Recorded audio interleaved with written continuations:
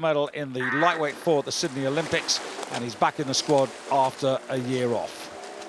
Yeah, changing from rowing to sculling is never that easy, but he will have done a lot of training in a single scull probably in his career. Basilini is the 1998 World Single Sculls champion, the Italian nearest to us, so he is certainly a man to deal with. But Sam Lynch is the class sculler here, and he's been going very fast indeed. He won his semi in the fastest time. He was world champion last year, and he's a lovely sculler.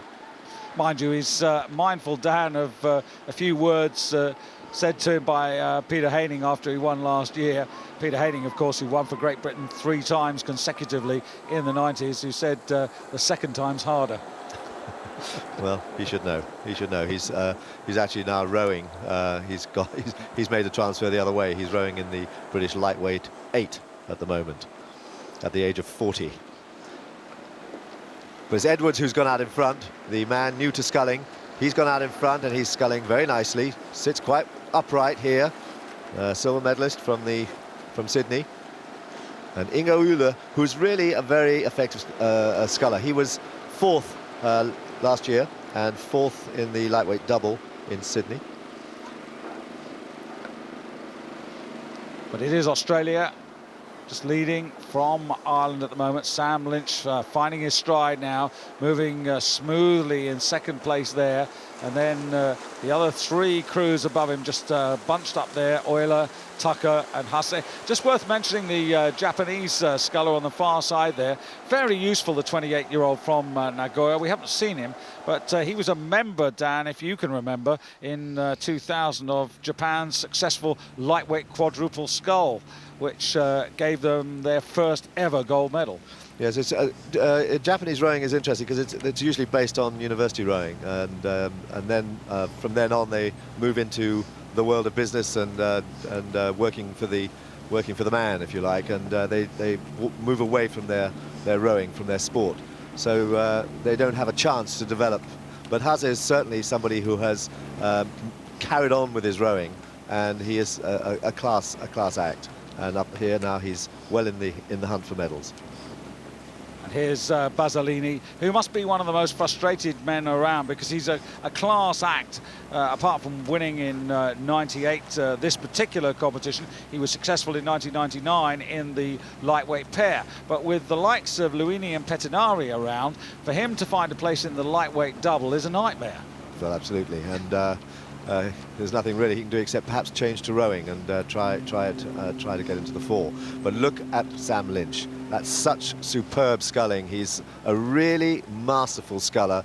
He just moves his boat without it checking at all. He's got a lovely finish there where he sends it at the finish, sitting there completely relaxed and moving through into the lead. He's now about 3/4 of a length ahead of Australia's Edwards, and it's Edwards is now being put under pressure by Steve Tucker on the far side there in the dark boat. Yes, there's a big Irish contingent on the bridge at about 1,250 metres who will give a big shout for Sam as he goes through there. This 2,000-metre course on the Guadalquivir, it's characterised by the bridges that link it. The Cartuya Bridge up at the start, and that bridge at the end, the Alamilo Bridge, which is so distinctive. And this section, of course, of the river is landlocked, so it's not tidal. But if you go further downstream, well, you could catch a boat and go all the way down to Cadiz and the Atlantic Ocean.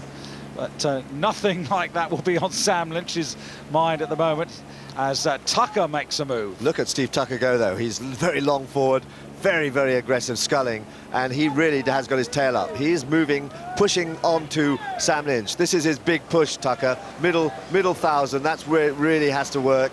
Very good, canny scullers, these. All of them very, very good technicians. They really know what they're up to. And that's the roar I told you about, Dan. It was all pre-planned. Lots of members of the St Michael's Club, which is the club to which Sam Lynch belongs, giving him a right old roar as he goes under there with less than 750 metres to go. And Tucker in second place there in lane number 2.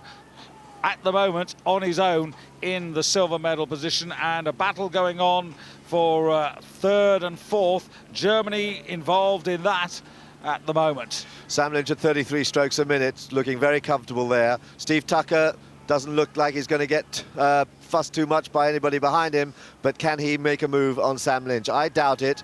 He pushed it very, very hard in the middle there. And look at Barcellini.